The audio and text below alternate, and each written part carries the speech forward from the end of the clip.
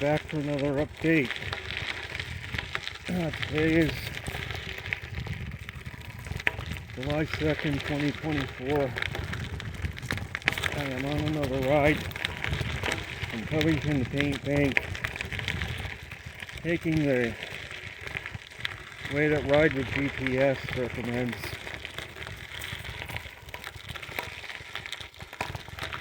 And this portion follows a Forest Service road for about 6 miles.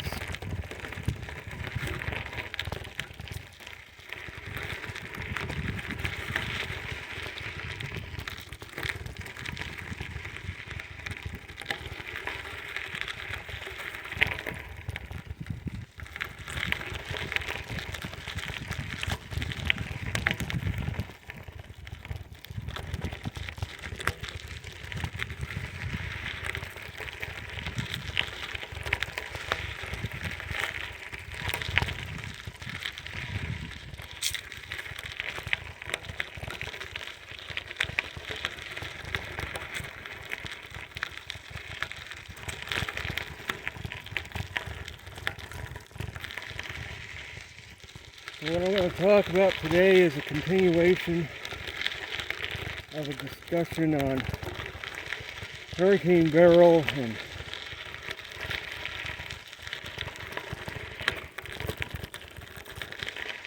according to the National Weather Service, it did become a Category 5 storm. In the Central Caribbean.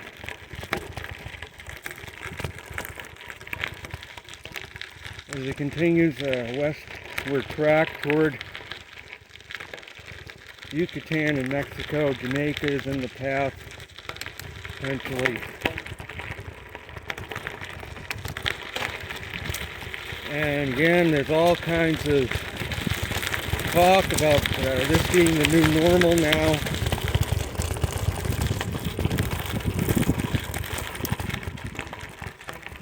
And every year is going to be like this. And this isn't the first time we've heard this nonsense. We heard it back in 2005. And we had all those, the last true bumper crop of hurricanes happened that year. And there was all this talk of global warming. This is the new normal. Get ready, everybody. And then we had a 13-year drought of hurricane landfalls in the U.S. or major hurricane landfalls.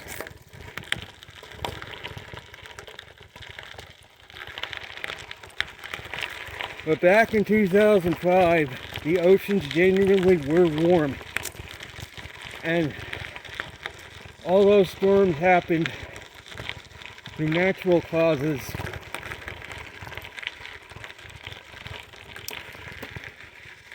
As part of the Earth's balancing its heat budget, releasing the heat through hurricanes from the ocean, because they do suck up a lot of heat in the water when they form. The difference with this year is, in 2005, we had just come off 3 very high solar maxes.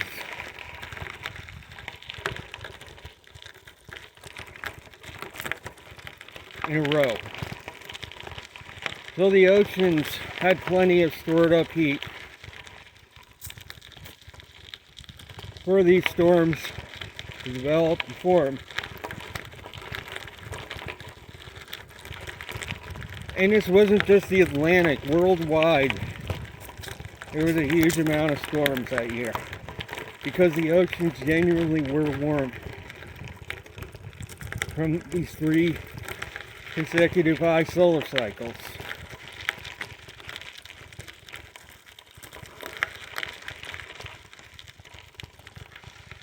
Now we're coming off of cycle 24, which is very weak.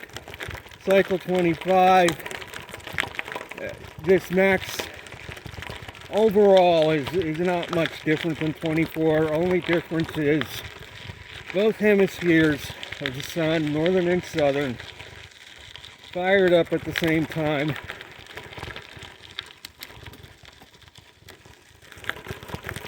So the peak will be a little higher, but it's not going to be as long duration this time around. So all in all, it's going to end up probably similar in total output to what 24, which is very weak, put out. In spite of the May solar storms overall. As I said in my last video, the May solar storms may have put just enough additional heat in that water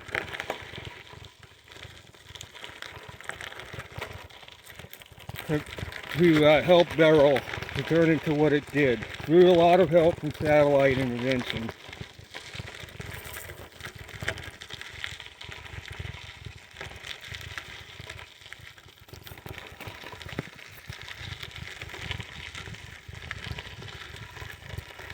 So what is I did talk about 2 disturbances off Africa behind Beryl.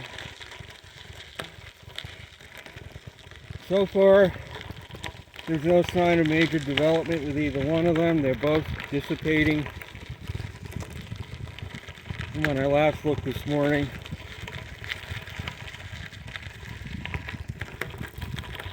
So is what I said in my last video going to bear out, that this Category 5 hurricane basically is going to use up whatever little heat reserves the Caribbean might have had in it. Because, just think about it, Cat 5 hurricane, it takes an enormous amount of heat energy out of that water.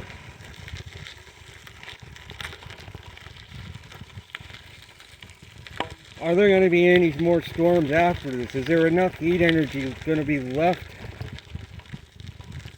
in this region to support any more storms after this? Because ultimately, it's the sun that replenishes the heat in these oceans.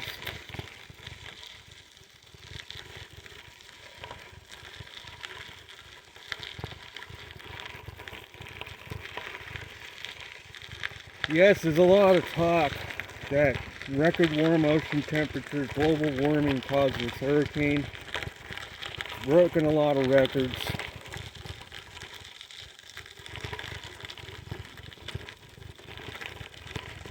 This hurricane broke records because it was manipulated.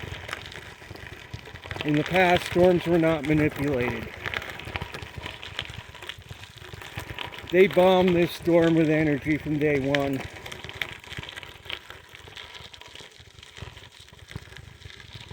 And the conditions were just right that the motor not only got going, but got full throttle.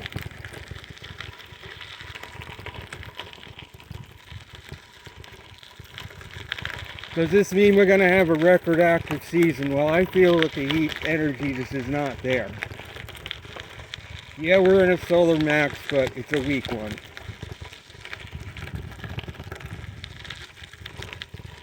We don't have 3 consecutive maxes under our belt like 2005. 3 consecutive very high solar maxes that put lots of extra heat in that water.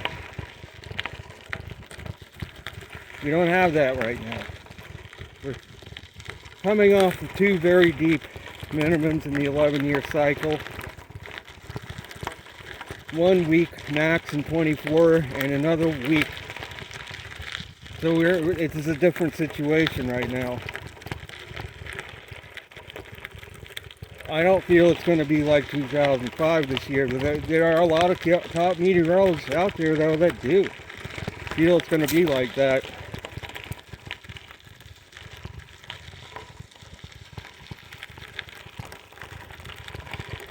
I feel that the season is going to go dead quiet,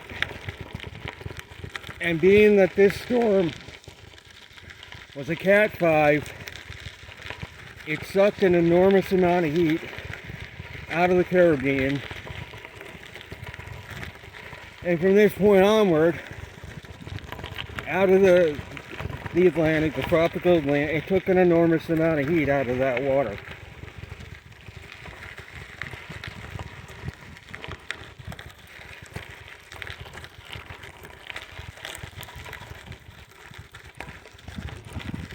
I mean, a Cat 5 hurricane will take exponentially more heat out than, say, a Cat 1 would.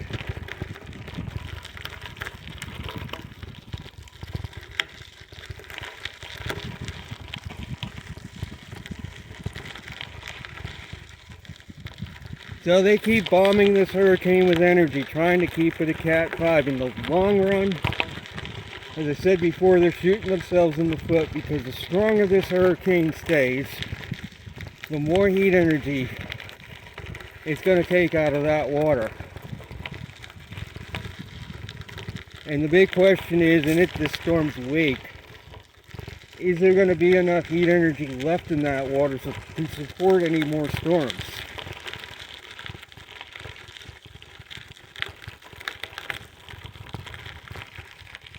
That's the big question. They may not be. After this storm, this may be it on the season. We may not get really any more major storms after this.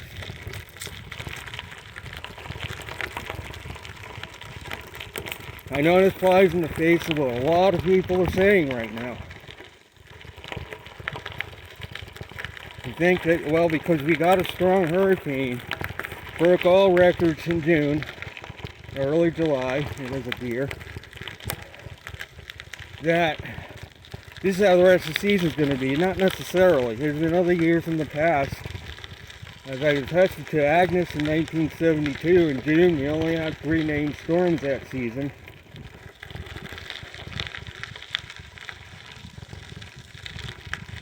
We have 1992 Andrew, early August. Yeah, that wasn't till early August, but that was right at the time my son was born. But that 1992 turned out to be a weak season for storms overall, despite Andrew.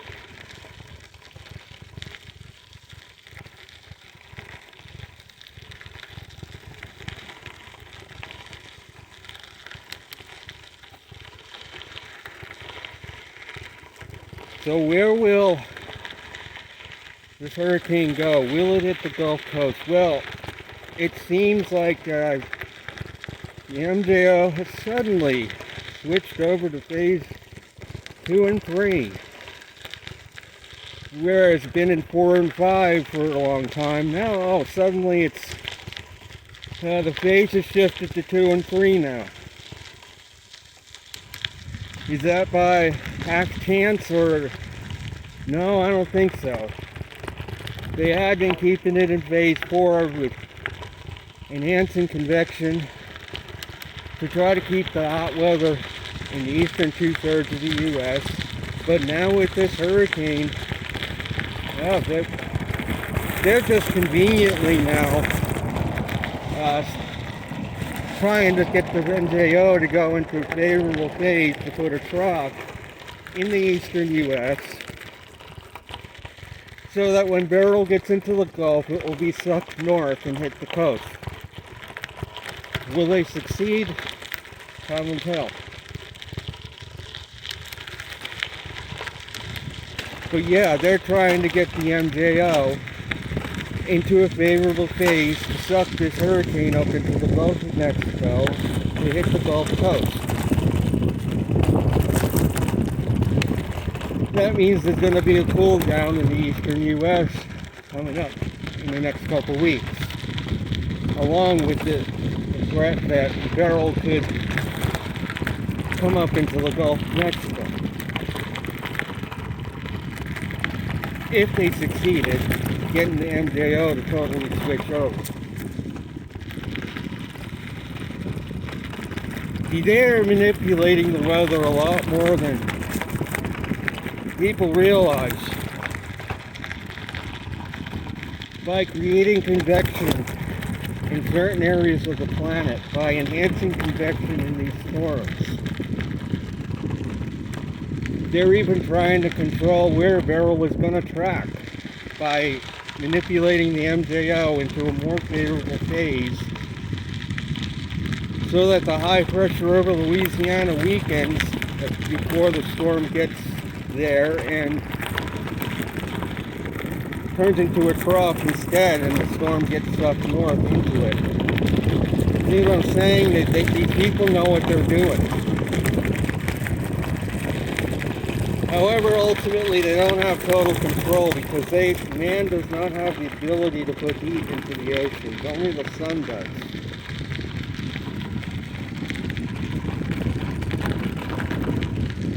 And I don't feel there's enough heat in that water to support a 2005 hurricane, the type hurricane season. And especially after Beryl goes on his merry ways, we're going to be hard pressed likely to get another storm for at least a while, because that storm took all the heat out of the Caribbean basically.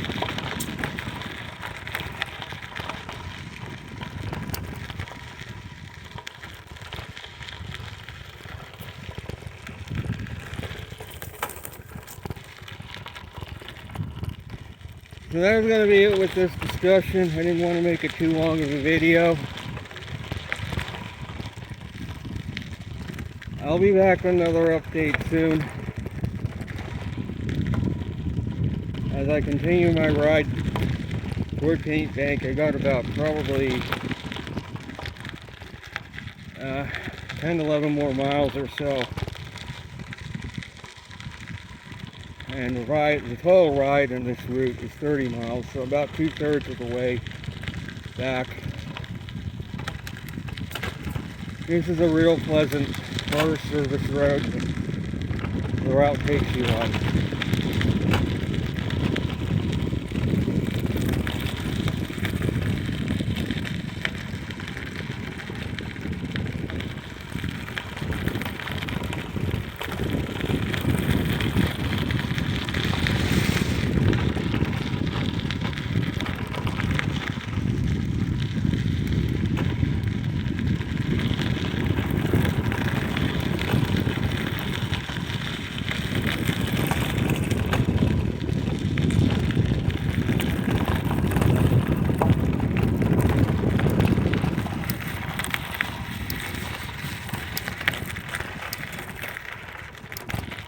Alright, I'm going to end this video as I mentioned the time here. I'm going to stop and briefly